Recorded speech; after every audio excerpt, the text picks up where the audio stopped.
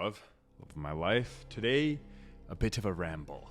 As a potential precursor or foreshadowing of what is to come. Now, I haven't settled on an idea yet, because normally I like to quickly converge on a plan and then just quickly go, and then I have to iterate off of that after mistakes, and this time I'm gonna slow roll it, but I have the rumblings of an idea. So the first thing is, I at least can express ideas well or more eloquently when I have more time, right? Because I can process it, I'm not under the time limit, etc. You know, Reels are 1 minute, 30 seconds, TikTok, I can have longer things, whatever it is, but you know, I also do well under pressure, so I can get a concise idea out quickly. But I'm in a place now where, you know, I think a lot of men in their lives, it's kind of like when men watch porn or touch themselves, etc. It's very weak. It's a very weak masculine instinct. It totally destroys the biochemistry of natural attraction to a woman. It's extremely unnatural.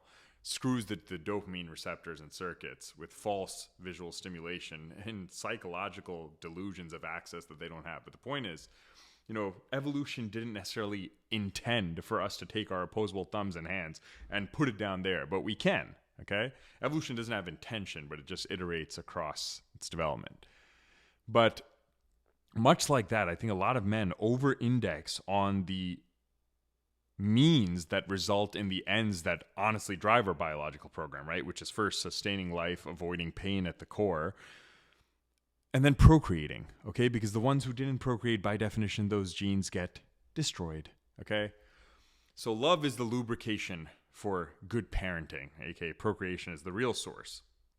And a lot of men, they conflate the means that get women, and it starts to take a life of its own. Yes? For example, people, you need sugar, you need glucose, right? You need fructose, you need these types of things. And a lot of times people eat too much sugar, right? And then it destroys you because you can. And you're short-circuited to go into this addictive system that doesn't allow for the optimization of a good life. Much like that, men over-index on making money and garnering and gathering power and status beyond the utility of what results they'll get from it. Now, of course, one could argue linearly, some people say more money, more problems, probably because of lifestyle and all these things, but to some extent, not everything necessarily in life is just moderation is always better, right? Yeah, if you have more money infinitely, it's technically always better, but the reality, if you look at it pragmatically, that's almost in this ideal floating universe of concepts. Realistically, it does come with more problems.